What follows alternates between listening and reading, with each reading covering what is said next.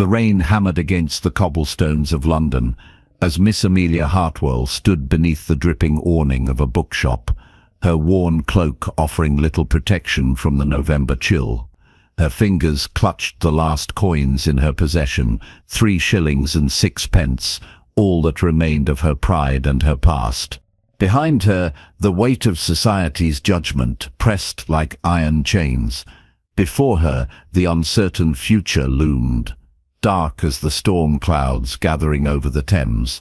She was 23 years old, unmarried, and as of 3 days prior, entirely without family or fortune. The consumption had taken her mother swiftly, leaving behind only debts and the cold reality that a woman alone possessed no standing in the world of 1847 London. The boarding house where they had lived demanded payment. The modest funeral had consumed what little savings remained, and the creditors, circling like vultures, showed no mercy to grief. "Miss Hartwell?" The voice came from behind, masculine and cultured, edged with an urgency that made her turn despite her better judgment. The gentleman who stood before her was tall, perhaps 30 years of age, with dark hair dampened by rain and eyes the color of winter seas. His clothing spoke of wealth, his bearing of privilege, yet something in his expression suggested desperation equal to her own. "Forgive the intrusion," he continued, stepping closer. "My name is Lord Julian Ashford. I find myself in need of assistance, and I believe you may be precisely the person who can provide it." Amelia's hand tightened on her reticule, propriety warring with curiosity. "I cannot imagine how I might assist a gentleman of your station, my lord." "Walk with me," he said, gesturing toward a tea shop across the street. "5 minutes of your time. I promise you will find the proposition worth your consideration." Every instinct warned her to refuse. A proper lady did not entertain propositions from strange men, no matter how refined their appearance. Yet proper ladies had families to protect them, homes to shelter them, futures that extended beyond 3 shillings and 6 pence. 5 minutes, she agreed, allowing him to guide her across the wet street. The tea shop offered warmth and the comforting scent of bergamot. Lord Ashford secured a table in the corner, away from prying ears, and ordered tea with the ease of one accustomed to being obeyed. When the serving girl departed, he leaned forward, his gaze intense. "I shall be direct, Miss Hartwell. I am in need of a wife. Not a true wife, but the appearance of one. For 6 months, perhaps a year. In exchange, I am prepared to offer you £10,000. The number was so absurd that Amelia nearly laughed. £10,000, more than her father had earned in his entire career as a country vicar, more than she could hope to see in 10 lifetimes of governess work, if indeed anyone would hire a woman without references or connections. "You cannot be serious," she whispered. "I am entirely serious." He withdrew a leather document case from his coat. "I have inheritance at stake, Miss Hartwell. My uncle's will stipulates that I must be married before my 31st birthday, which falls in precisely 6 months and 3 days. Without a wife, the estate passes to my cousin, a man whose cruelty and wasteful nature would see generations of careful stewardship destroyed within a year." "But surely you could find a genuine bride among the ton," Amelia protested. "Why would you need to engage in such deception?" His jaw tightened. "Because I have no intention of being trapped in a loveless marriage for the rest of my life. I have seen what such unions create. The bitterness, the resentment, the slow death of hope. I will fulfill the letter of my uncle's absurd requirement and then resume my life as I see fit." The tea arrived, steam rising from delicate china cups. Amelia's cold fingers wrapped around the warmth gratefully. "And what would be required of me?" "You would live in my London townhouse as Lady Ashford. We would attend select social functions together, enough to establish the validity of our marriage. but not so many as to invite excessive scrutiny. After the inheritance is secured and sufficient time has passed, we would arrange a quiet separation. You would be provided with a generous settlement and references that would allow you to begin a new life wherever you choose. And if we are discovered? The question emerged shakily. If someone reveals the deception, then we are both ruined, he acknowledged with brutal honesty. I lose the inheritance and you face scandal.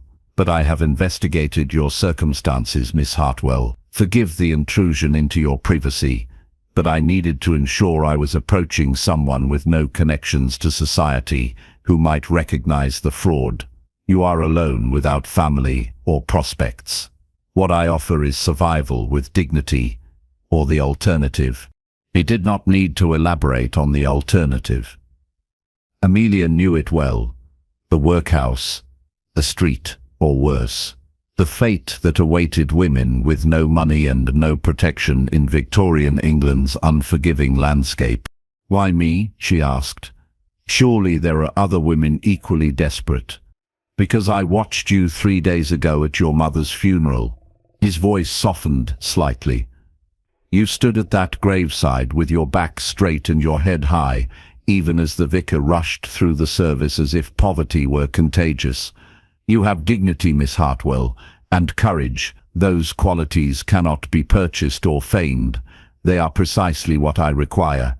The rain drummed against the windows, each drop a tick of the clock counting down the hours, until her landlady demanded payment she could not provide. £10,000, freedom, security, a chance to build a life beyond mere survival. If I agree, she said slowly, I would have conditions of my own. Interest flickered in his grey eyes. Name them. Separate chambers. No expectations beyond public appearances. And a legal document guaranteeing the settlement regardless of the success of your inheritance claim. Agreed on all counts. He extended his hand across the table. Do we have a bargain, Miss Hartwell? She looked at his outstretched hand, at the fine leather gloves and the gold signet ring bearing his family crest. This was madness, dangerous, improper, likely to end in disaster. Yet what was propriety to a woman standing on the edge of destitution? We have a bargain, Lord Ashford. She placed her hand in his, sealing a contract that would change everything. Neither of them noticed the serving girl lingering near the kitchen door, her eyes sharp with interest as she memorized every word spoken between the desperate lord and the desperate lady. The wedding took place 3 days later in a small parish church on the outskirts of London, witnessed by 2 hired strangers who signed the register for £1 each. The vicar, elderly and dim-sighted, mumbled through the ceremony with indifferent haste. No music played, no flowers adorned the altar, no family stood in joyful witness. Amelia wore her mother's wedding dress, altered to fit her slimmer frame, the ivory silk yellowed with age, but still beautiful in its simplicity. Julian appeared in formal attire, his expression carved from stone as he repeated vows that meant nothing to either of them. Do you, Julian Marcus Ashford, take this woman to be your lawfully wedded wife? I do. The words fell like coins into a collection plate, currency for a transaction. And do you, Amelia Rose Hartwell, take this man to be your lawfully wedded husband? She hesitated, one final moment of doubt before the precipice. Then she thought of the cold streets, the leering landlord, the future that held nothing but shadows. I do. The vicar pronounced them man and wife with the same enthusiasm he might announce a funeral. Julian's lips brushed her cheek in a perfunctory kiss, cold and quick as frost. Then it was done. She was Lady Amelia Ashford, a title built on lies and necessity. The townhouse in Mayfair stood imposing and elegant, all white stone and gleaming windows that reflected the winter sun. Servants lined the entrance hall as Julian introduced her, their faces carefully neutral, though Amelia sensed their speculation. The sudden marriage of their bachelor lord to an unknown woman would fuel below-stairs gossip for weeks. "Mrs. Patterson will show you to your chambers," Julian said, his tone formal as if addressing a stranger rather than the woman he had wed hours before. "I have business to attend to. We dine at 8. He departed without another word, leaving Amelia to follow the housekeeper up a grand staircase adorned with portraits of stern-faced Ashford ancestors. The chambers prepared for her were beautiful beyond anything she had imagined, all silk wallpaper and velvet drapes, a 4-poster bed draped in crimson, and windows overlooking a private garden. "His lordship's chambers adjoin yours through that door," Mrs. Patterson said, indicating a painted panel in the wall, "though he has instructed it remain locked unless you wish otherwise." The meaning was clear. This was to be a marriage in name only, as promised. Relief and something else, something she dared not examine too closely, warred in Amelia's chest. "Thank you, Mrs. Patterson. That will be all."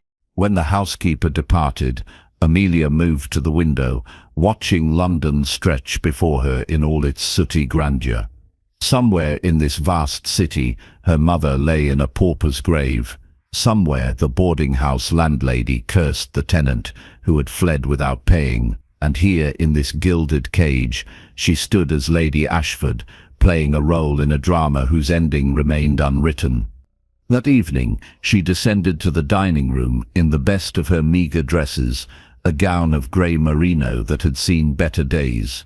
Julian stood as she entered, his eyes registering the worn fabric but making no comment. They dined in near silence, the clink of silver against china, the only conversation. Finally, as the servants cleared the third course, Julian spoke. "There is a ball next week at the Duchess of Marlborough's residence. We shall attend. It will serve to introduce you to society and establish our marriage publicly." Panic fluttered in Amelia's throat. "I have no suitable gown, my lord. Nothing appropriate for such an occasion. I have engaged a modiste. She will call tomorrow with fabrics and patterns. Spare no expense. You must appear as befits Lady Ashford." "And what manner of lady is that?" The question emerged more sharply than intended. His gaze met hers across the expanse of mahogany table. "One who is neither ashamed nor apologetic. We have entered this arrangement by mutual consent, Miss Lady Ashford. Neither of us need bear the burden of shame for choices made in the face of necessity." There was something in his voice, an understanding that surprised her. Perhaps he too felt the weight of their deception pressing against his conscience. "I shall do my best not to disgrace you," she said quietly. "I have no doubt of it." He rose, signaling the meal's end. "I bid you good evening." She watched him go, this stranger who was now her husband, and wondered what circumstance had driven a wealthy lord to such desperate measures, what secrets lay behind his controlled facade, and why did the sight of his broad shoulders disappearing through the doorway leave her feeling unexpectedly alone. The week passed in a flurry of preparation. The modiste arrived with her assistants, transforming Amelia's chambers into a workshop of silk and satin. Gowns materialized like magic, cut in the latest fashion, with necklines that made her blush and waist cinched to emphasize curves she hadn't known she possessed. "His lordship has exquisite taste," the modiste observed, pinning a hem. "He selected this sapphire silk himself, said it would match your eyes." Amelia glanced at the shimmering fabric. Julian had noticed the color of her eyes. She had assumed he barely registered her existence beyond her utility to his scheme. A dancing master appeared next, hired to ensure she could navigate a ballroom without stumbling. Though her father had taught her the basic steps in their country parsonage, London society demanded polish she did not possess. 1, 2, 3. 1, 2, 3. The instructor counted as she moved through the waltz steps, his patience thinning as she stumbled repeatedly. "Lady Ashford, you must allow your partner to lead." Perhaps if she had a better partner than a counting stick. Julian's voice came from the doorway.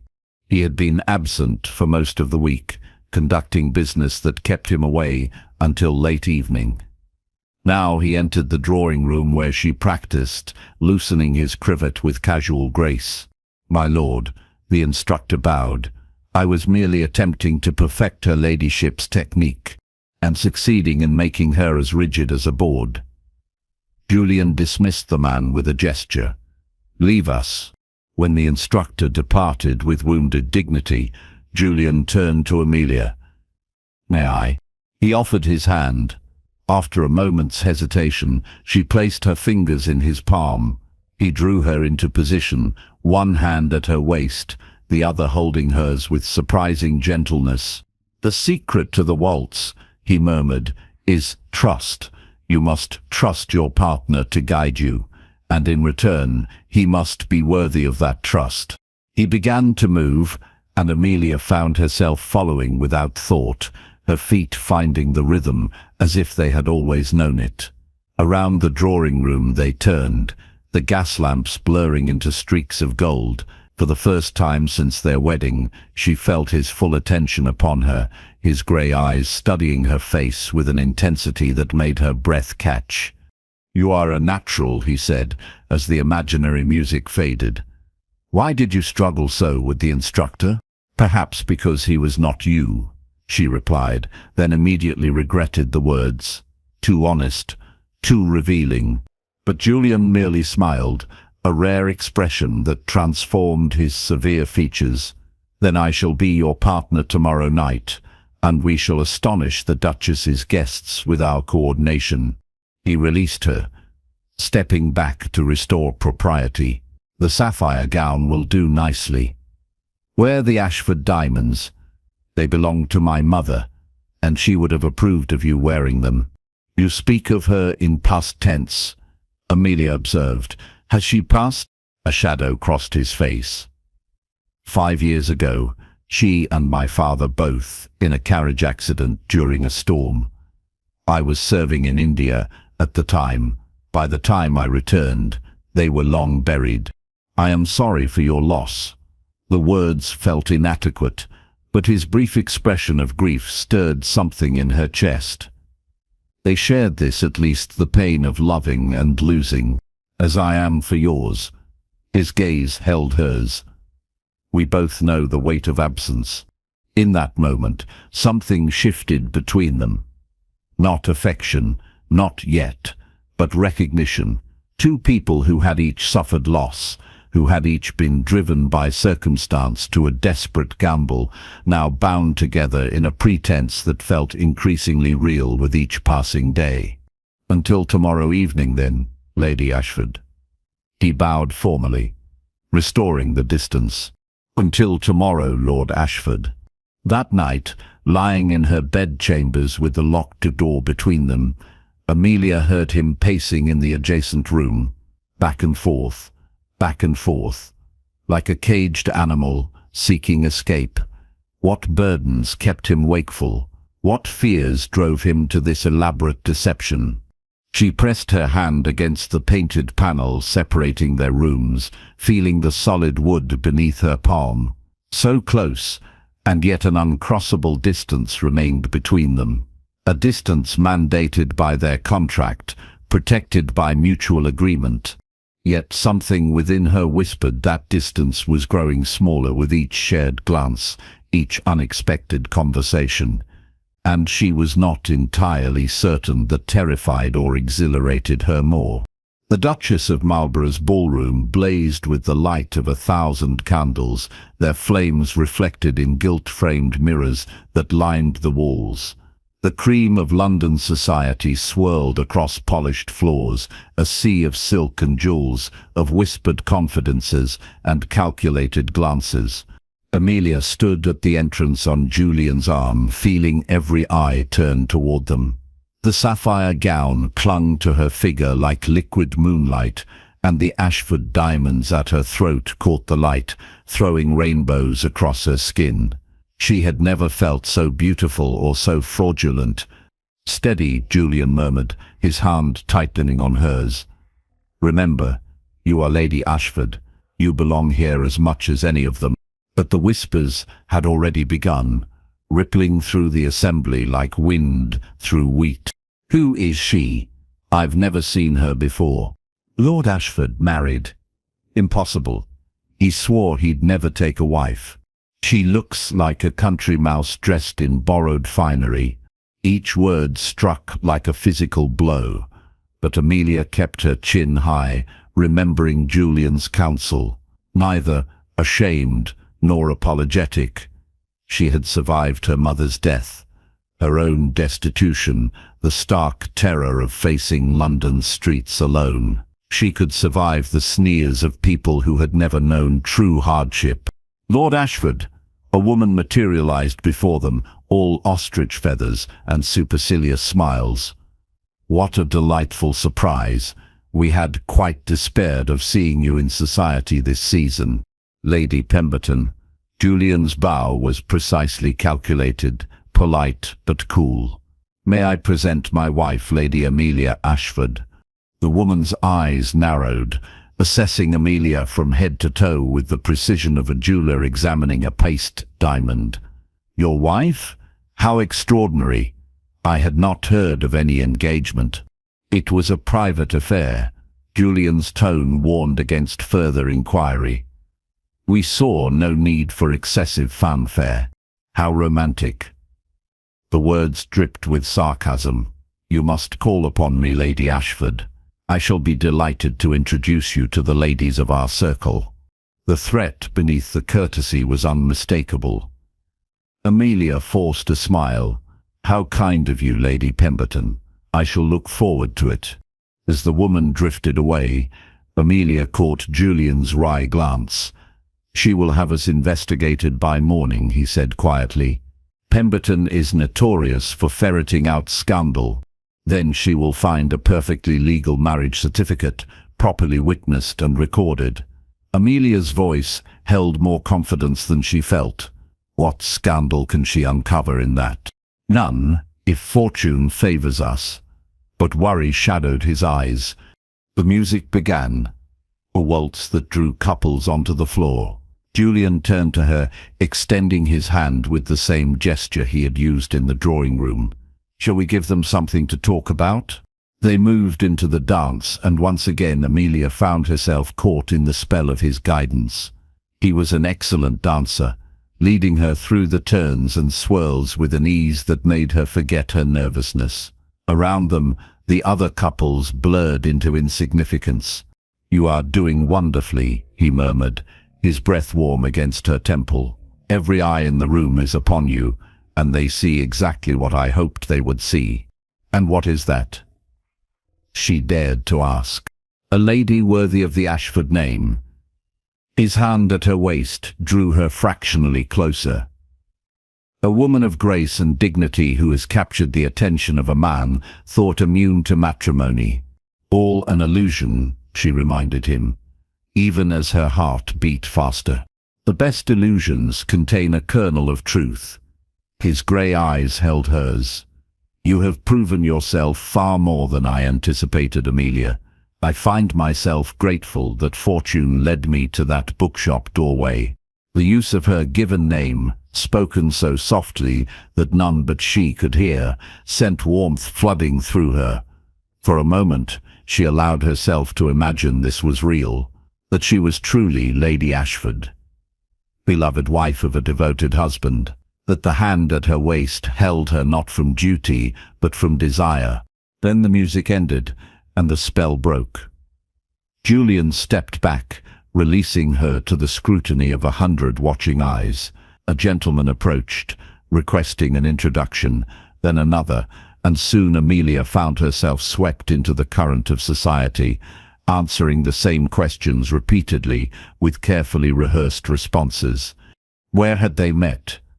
At a mutual acquaintance gathering. Why the haste to marry? When one finds true affection, why delay? What were her family connections? Her father had been a country vicar, deceased these past 2 years. Her mother more recently lost to illness. The lies fell from her lips with distressing ease, each one smoothly delivered, each one another brick in the wall of their deception. By evening's end, her cheeks ached from smiling, and her head throbbed from the constant vigilance required to maintain her performance.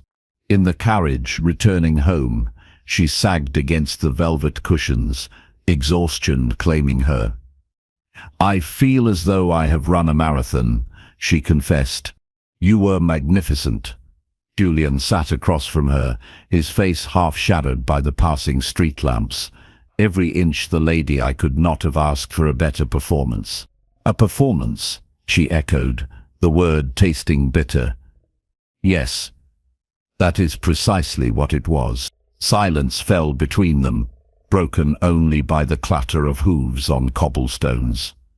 Amelia closed her eyes, willing away the foolish disappointment that had settled in her chest. She had no right to feel hurt by the reminder that this was business, nothing more. They had an agreement, terms clearly stated, a contract binding them only until his inheritance was secured. Yet his hand, finding hers in the darkness, surprised her, his fingers laced through hers, warm and solid and real. "It was a performance," he said quietly, "but not entirely. I meant what I said. You are worthy of the name you now bear, and I am grateful, more than you know." She opened her eyes to find him watching her with an expression she could not decipher. In the dim light he looked younger, the harsh lines of his face softened, vulnerability replacing the armor he typically wore.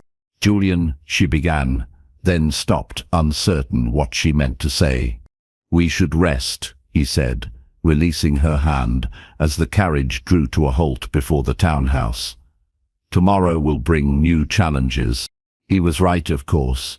Yet as they parted in the upstairs hallway, each retreating to separate chambers, Amelia found herself pressing her hand against the locked door between them once more. On the other side, she heard him moving about, preparing for bed, so close and yet impossibly distant. And for the first time since their arrangement began, she wondered what might happen if that door were ever to open. The weeks that followed established a pattern. Julian and Amelia appeared together at carefully selected social events, just visible enough to establish the legitimacy of their marriage, not so prominent as to invite excessive scrutiny. They attended the opera, where Amelia discovered Julian's love of music and his surprisingly fine singing voice as he hummed along with the arias. They rode in Hyde Park during the fashionable hour, where his protection from over-eager suitors amused rather than annoyed her. They hosted a small dinner party, where Amelia's natural warmth and unaffected manner charmed even the most skeptical guests. And slowly, imperceptibly at first, the distance between them began to narrow. It started with small things. Julian began joining her for breakfast, their conversation shifting from stilted formality to easy discourse on topics ranging from politics to literature. She discovered his passion for social reform, his genuine concern for the plight of London's poor, work he funded quietly without seeking recognition or praise. "Why keep it secret?" she asked one morning over tea. "Surely your charitable work would enhance your reputation." "Because the moment it becomes about reputation," he replied, "it ceases to be about charity. The work matters, not the recognition." She found herself admiring him for this, for the principled man beneath the aristocratic exterior, and she caught him watching her sometimes when he thought her attention elsewhere, his expression thoughtful and unguarded. 3 months into their arrangement, winter gave way to early spring. Amelia sat in the morning room, attempting to master the embroidery that society ladies were expected to produce, when Julian entered with uncharacteristic abruptness. "I have received word from my uncle's solicitors," he announced without preamble. "The inheritance review has been moved forward. They will conduct their investigation next week." Amelia set down her needle, anxiety tightening her chest. So soon. My cousin has challenged the will's execution. He claims our marriage is fraudulent, contracted solely to circumvent the inheritance stipulation. Julian's jaw worked tensely. The solicitors must verify the legitimacy of our union before releasing the estate. How will they verify it? The question emerged barely above a whisper. By observing us, by interviewing the household staff, by examining every detail of our life together for evidence of deception. His gaze met hers. Amelia, they will be looking for proof that we are not truly man and wife. The implications hung heavy between them. If investigators concluded their marriage was a sham, Julian would lose everything, and she would be revealed as complicit in fraud, facing scandal and possible legal consequences. What should we do? She asked. He moved to the window, shoulders rigid with tension. We must appear as we have been, cordial, comfortable in each other's company, but we may need to demonstrate greater intimacy. Intimacy? Her voice rose slightly. Not that, he said quickly, turning to face her, but perhaps we should be seen together more frequently within the house. The locked door between our chambers should be opened, in case servants notice. We must give the appearance of a marriage in truth, not merely in name. Amelia's heart hammered against her ribs. The locked door had been her protection, her assurance that the boundaries of their arrangement would be maintained. Without it, what separated pretense from reality? I understand, she said, forcing calm into her voice. I shall instruct my maid to have the door unbolted. Thank you. Relief washed across his features.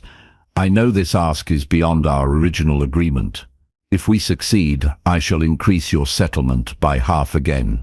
I do not want more money. The words emerged more vehemently than intended.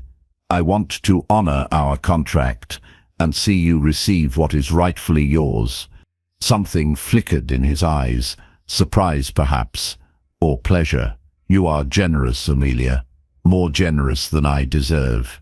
That night, when her maid departed after helping her prepare for bed, Amelia stared at the door that now stood unlocked.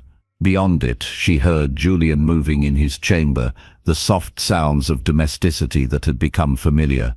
Her hand rose toward the painted panel, hovering inches from the wood. What lay beyond this barrier? Not just a room, but a frontier she had carefully avoided crossing. If she opened this door, if she stepped across the threshold into his space, would she be able to retreat again to the safe distance of their arrangement? Before courage could desert her, she turned the handle and pushed the door open. Julian stood by his fireplace, still dressed save for his jacket and cravat, a book in his hands. He looked up at the sound, surprise, and something else crossing his features. Amelia, he said, setting the book aside. Is something wrong? She stepped fully into his chamber, acutely aware of her nightdress and robe, of her unbound hair falling past her shoulders.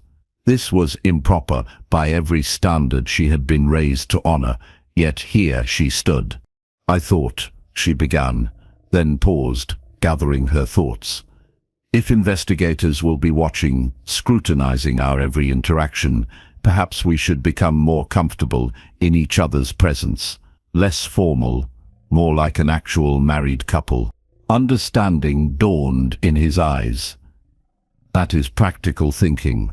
May I sit? She gestured to the chairs flanking the fireplace. Of course, this is your home as much as mine.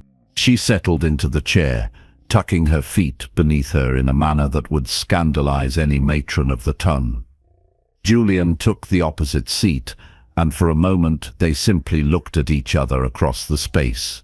Tell me something true, Amelia said.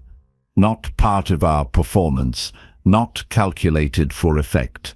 Something real about yourself. He leaned back, considering. I am terrified of failure, he said at last. Not the loss of wealth, that matters little, but the loss of purpose.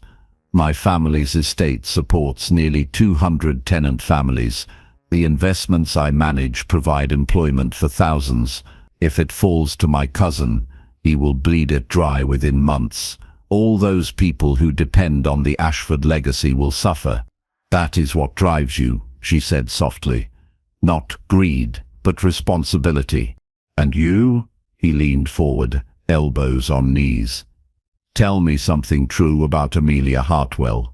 She hesitated, then chose vulnerability over safety.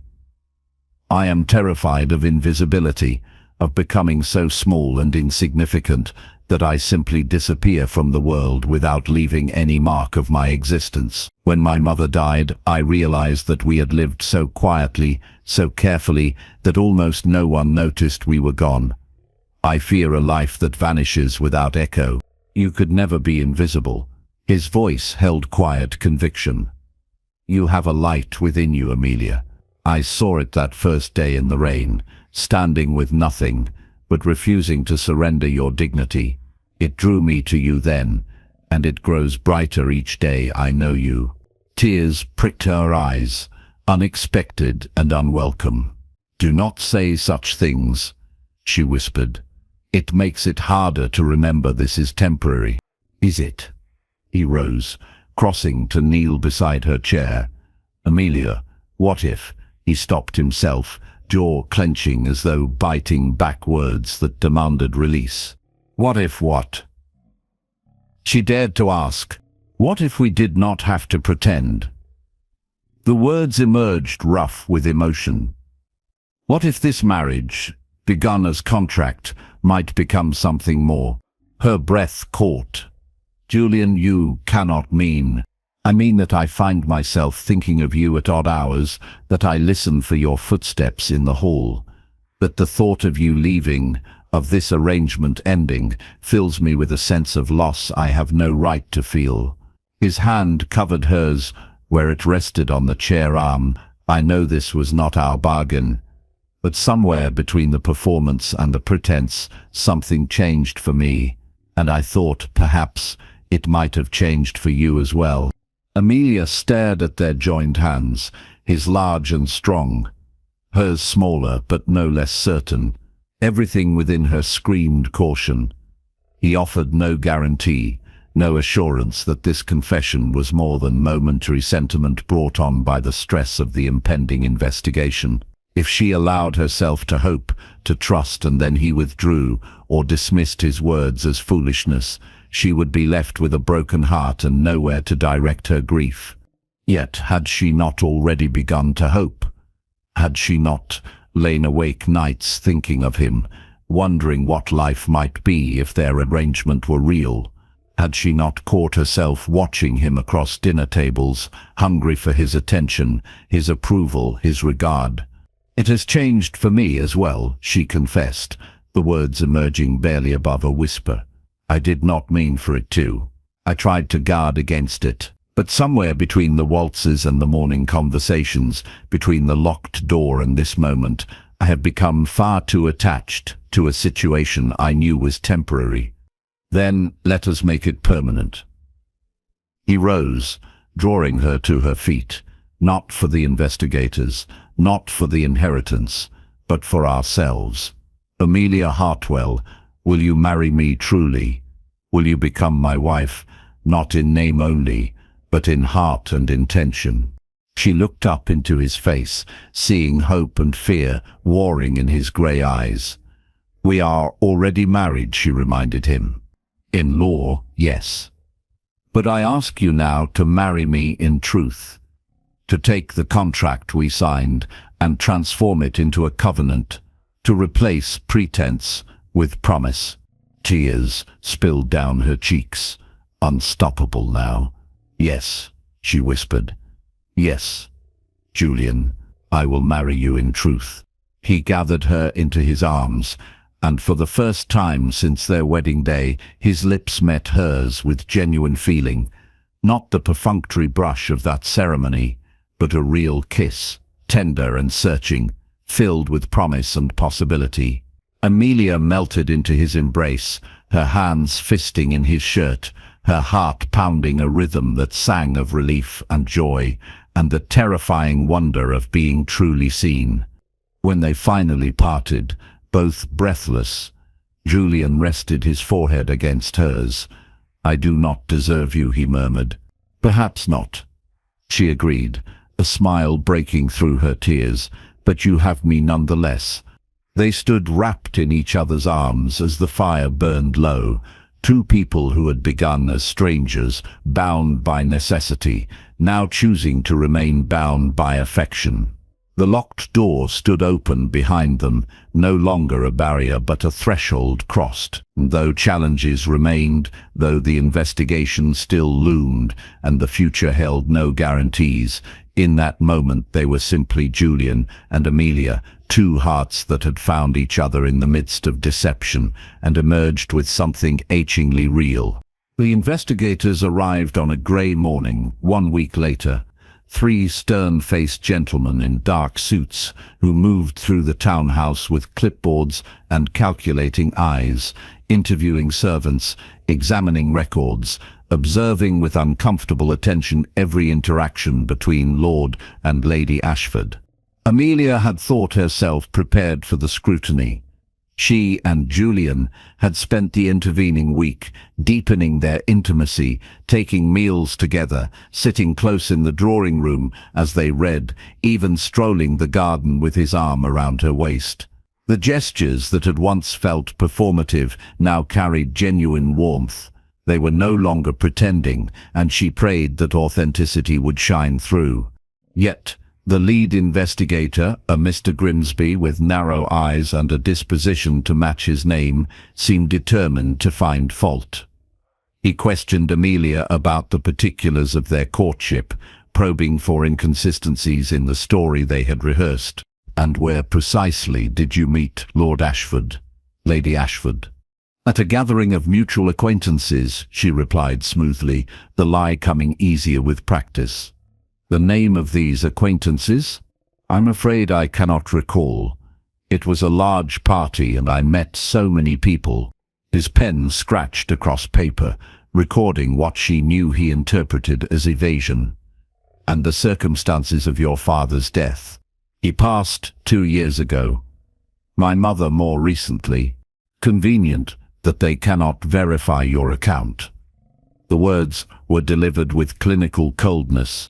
Anger flared in Amelia's chest, but she maintained composure. "I assure you, sir, there is nothing convenient about being orphaned."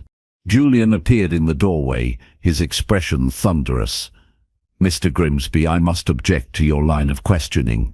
Lady Ashford's family history has no bearing on the legitimacy of our marriage." "On the contrary, Lord Ashford." Grimsby turned his narrow gaze on Julian. "The timing of your marriage, following so closely upon Miss Hartwell's loss of family and resources, suggests a transaction rather than a love match. One might conclude that a desperate woman accepted a business arrangement disguised as matrimony. One might conclude that a compassionate man encountered a woman in distress and offered honorable marriage rather than see her forced into poverty." Julian's voice was cold as winter steel. "Unless you would prefer I had left her to the streets?" "I prefer evidence of genuine affection rather than charitable pity." Grimsby stood, gathering his papers.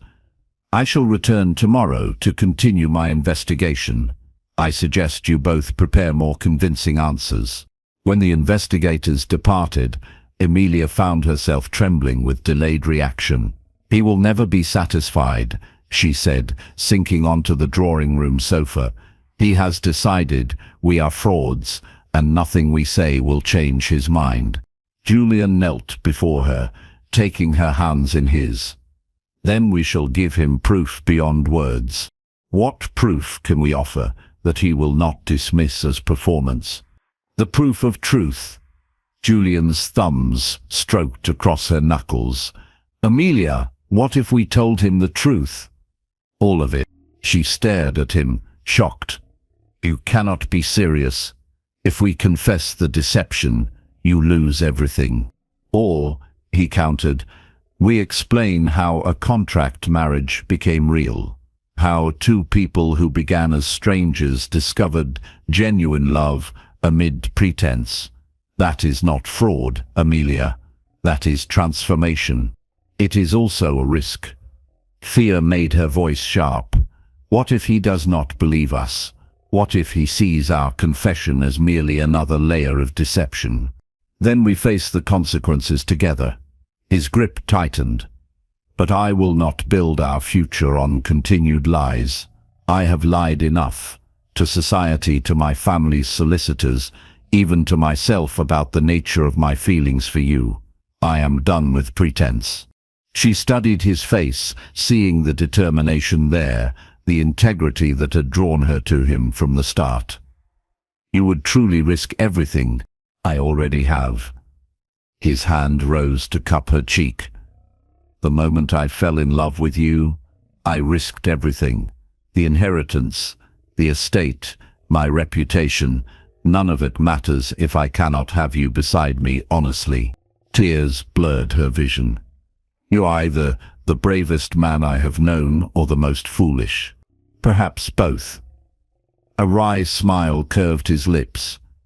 Will you stand with me in this? She thought of the girl who had stood in the rain 3 months prior, desperate and alone, willing to sell herself into a false marriage for survival. She thought of the woman she had become, loved and valued, no longer invisible but seen and cherished, and she knew there was only one answer she could give. I will stand with you. She leaned forward, pressing her forehead to his. Whatever comes, we face it together.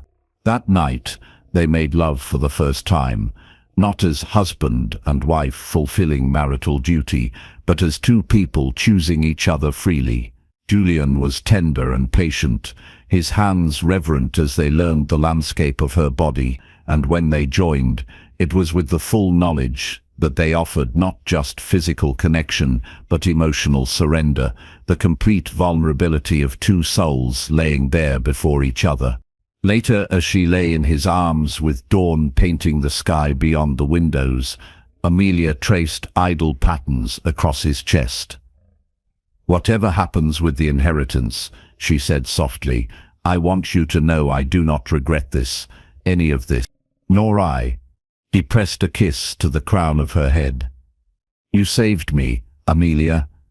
Not with the marriage certificate, but with your courage, your kindness, your refusal to become bitter despite all you have suffered. You taught me that love is not trap, but liberation. She tilted her head to look up at him. And you taught me that I am worthy of being seen, of taking up space in the world, of mattering to someone beyond my utility. They held each other as morning light grew stronger, gathering strength for the confrontation ahead. When Mr. Grimsby returned with his fellow investigators the following afternoon, Julian and Amelia met them in the library, hands linked, united in purpose. Gentlemen, Julian began without preamble. Lady Ashford and I have decided to speak plainly about the circumstances of our marriage. Grimsby's eyes gleamed with triumph. So you admit to deception? I admit to beginning this union as a business arrangement. Julian's voice remained steady. I required a wife to fulfill my uncle's will. Miss Hartwell required resources and protection. We entered into marriage with clear contractual terms, treating it as a transaction rather than a romantic union. Pens scratched across paper. Grimsby's expression radiated vindication. Then you acknowledge the marriage is fraudulent? No. Amelia spoke up, her voice clear and strong. We acknowledge that it began as contract. What it became was something else entirely. She turned to Julian, finding courage in his steady gaze before continuing. I was paid to pretend we were married. That much is true. But somewhere between the pretense and the performance, the act became real. I fell in love with my husband, and he, I am blessed to say, fell in love with me. What began as deception transformed into devotion. How convenient, Grimsby sneered. You expect us to believe this sudden profession of love? I expect you to investigate it as thoroughly as you have investigated everything else. Julian's tone turned commanding. Interview our servants. They will tell you that in recent weeks, Lady Ashford and I have grown increasingly close, that the affection between us is evident to all who observe us. Examine our behavior at social engagements. Speak to those who have witnessed our interactions. You will find consistent evidence that this marriage, whatever its origins, has become genuine. One of the other investigators, a younger man with kinder eyes, leaned forward. Lord Ashford, you understand that admitting the initial arrangement was contractual places the inheritance in jeopardy. I understand that continuing to lie places my integrity in jeopardy, Julian replied. I will not compromise my honor or my wife's dignity by maintaining a deception. My uncle's will required me to marry before my 31st birthday. I have done so. That the marriage evolved from practical arrangement to love match does not negate its legal validity. Grimsby sputtered protests, but the younger investigator raised a hand. A moment, Mr. Grimsby. He turned to Amelia. Lady Ashford, forgive the indelicacy of this question, but has your marriage been consummated? Heat flooded Amelia's cheeks, but she met his gaze directly. Yes, last night for the first time. And before last night? Before last night, we maintained separate chambers and separate lives, honoring the terms of our agreement. She lifted her chin. I entered this arrangement as Miss Hartwell, desperate and alone. But I stand before you now as Lady Ashford, beloved wife of a man I have chosen freely. Is that not what marriage should be?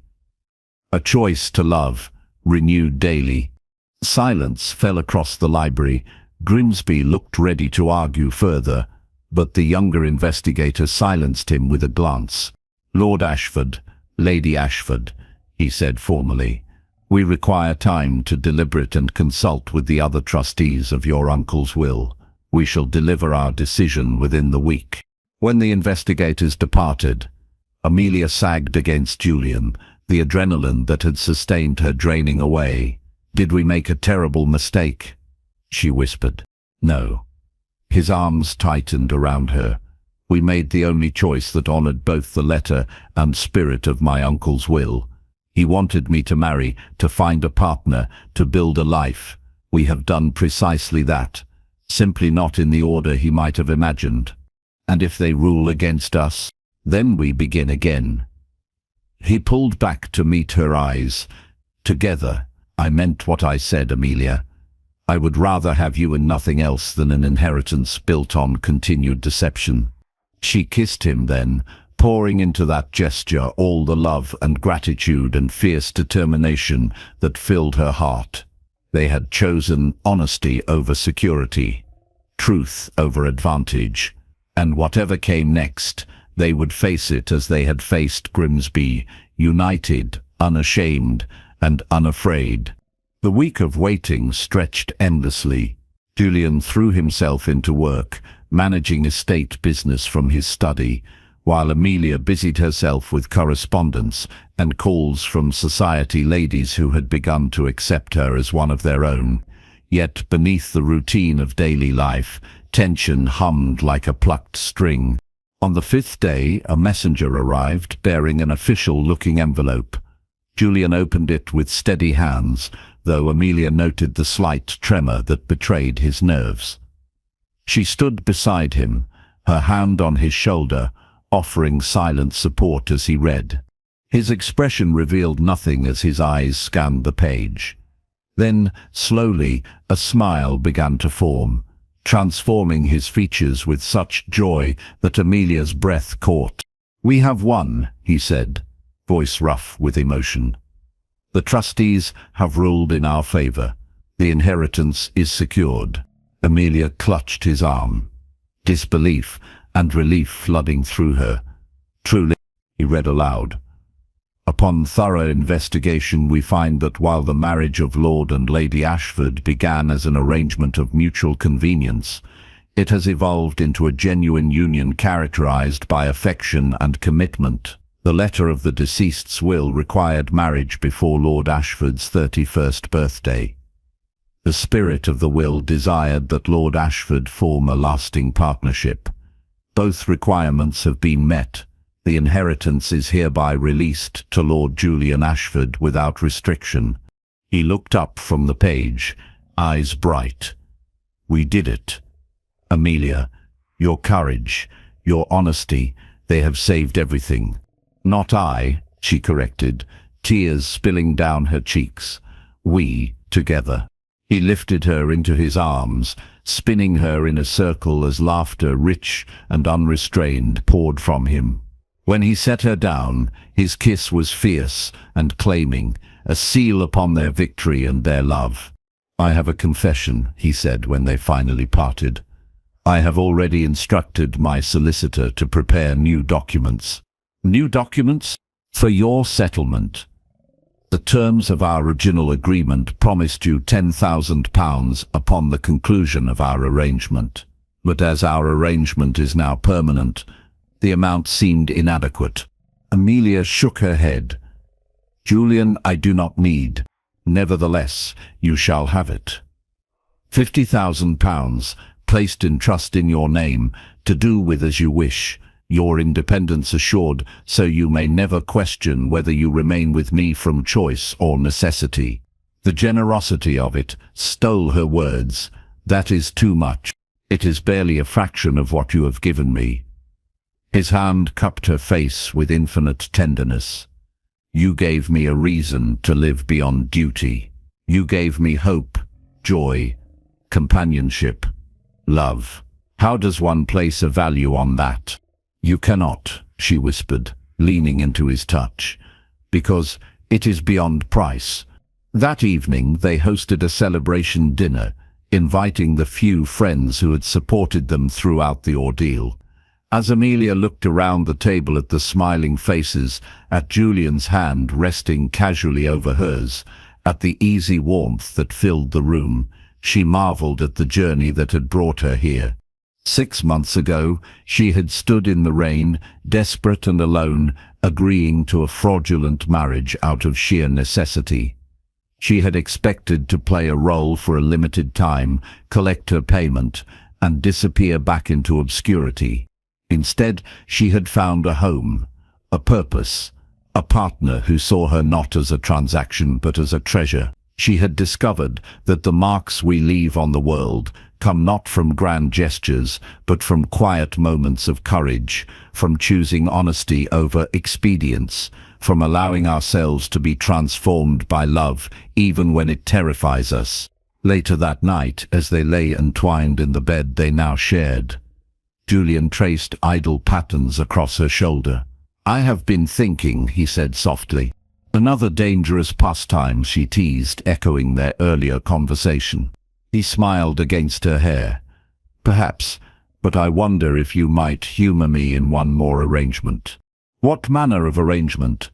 She propped herself on one elbow to look down at him.